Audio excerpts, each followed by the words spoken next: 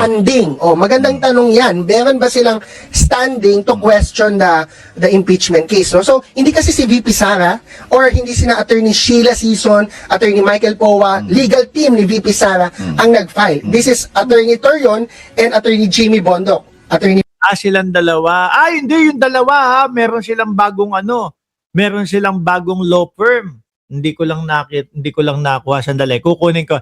Ipapakita ko po sa inyo mga kababayan yung sandali.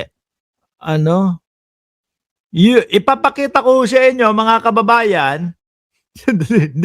Hindi, ewan ko si Jordan G ang nag-send sa akin. Sandali lang ha.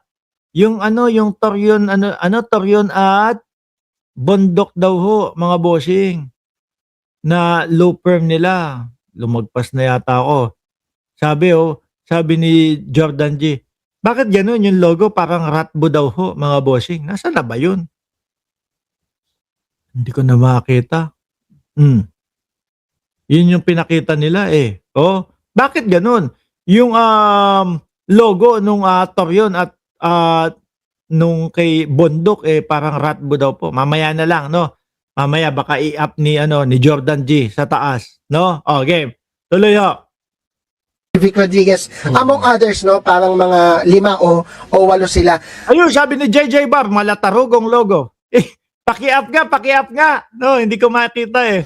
Tama ka, sir. Wala silang personality kasi hindi naman sila ang personal na nai-injure or kine-question sa impeachment. Of course, ang sinasabi nga nila, taxpayer sila, waste of taxpayers money daw ito. But we should remember, kahit po may oil crisis, ang naratibo kasi na gusto nilang iparating, bakit daw nagfo-focus sa impeachment? Meron tayong emergency.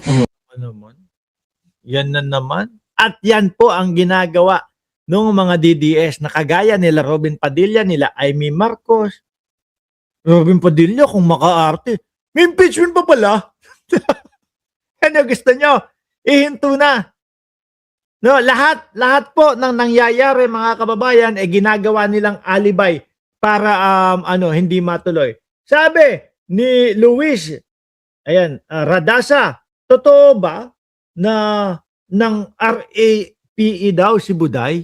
Hindi ko nakuha yun eh. Pero nabasa ko kanina yung umaga, hindi ko lang naisama, nawala sa isip ko. Tuloy. Pwede naman po mag-multitasking. Pwede naman po yan pagsabayan. And by the way, to address the oil crisis, sino ang may toka? Presidente. Executive. To execute, to implement. Address the oil crisis. Sino may toka sa impeachment? Legislative. So walang kinalaman. And by the way, our kaiba. Alisin ko muna si Palsis mga bosses. No, sa mga bossing. Bosses. Eto. Ewan ko Ako napansin ko din, malatarugo daw ho mga kababayan. Ewan ko paano nasabi. Bakit ba?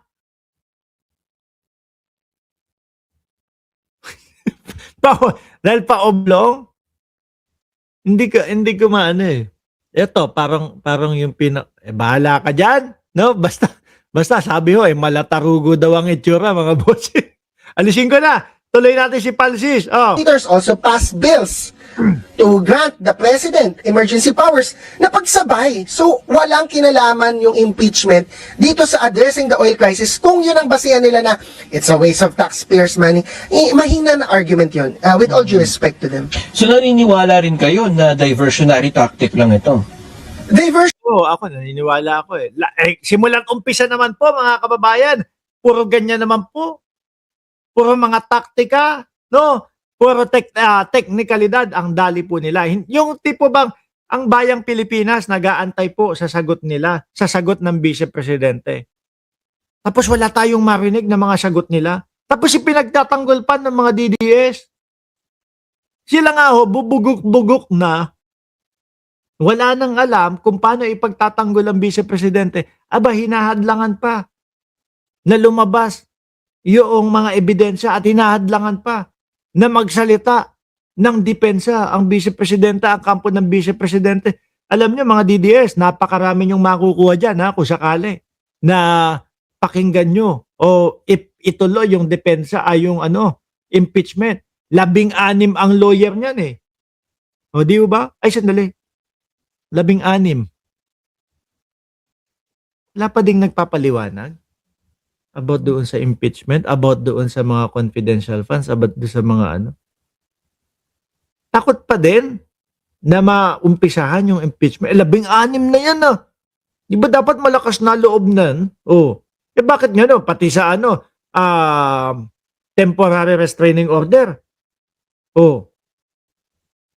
Yung mga pagharang-harang nila, yung isinusulong ho. Di ba? Ito nga po yung sinasabi ni Jesus Palsis. Diversionary tactic kasi, ay hindi lang diversionary tactic. They want to suppress accountability. When you stop impeachment proceedings, that is the consequence. Because may pananagutan, may question, may hanging question. Pag hindi yan hinayaan tumuloy, wala nang sagot. Anong kasagutan? That is why may People's Court. May Lalong mapaisip ang mamamayang Pilipino pagka hindi itinuloy ang impeachment. Naku, tingnan mo ang Supreme Court. Kaya kinakailangan talaga natin may ICC tayo eh. Baka sabihin ng mamamayang Pilipino, kaya dapat lang talaga nandun sa loob ng ICC ang dating Pangulong Duterte eh. No? Di ba? Mapanagot eh, oh. movement ngayon na regardless kung matuloy ang impeachment or ipatigil ng Supreme Court or tumaas sa Senate, may parallel proceeding. Sabi ni Armin, ayaw talaga, Boss Mark. No, Boss Mike Cervera. Ayan, pakisuportahan po ang channel ni Boss Mike Cervera. Walang mga balls daw, sabi po. Which is yung civil society, yung mga leftists, yung mga progressives, NGOs, gagawa ng People's Court. Kasi kung hindi na naman yan hahayaan ng Supreme Court na tumuloy, ano pa ang recourse ng taong bayan para makuha talaga Bumalik sa ICC. Di ba? yung sagot sa mga katanungan na ngayon still hanging. How can you spend 125 million in 11 days? Saan napunta yung 625 million? By the way, hindi lang 2 million compared to billions or trillions. More than 8 billion ang kine-question dito kay VP Sara in total doon sa articles of impeachment last year. Eh, miski ho, mga kababayan, si Congressman Ridon. Oh, ano sinasabi, mga boss chipa mo, sir? Kumbaga, ano lang yan?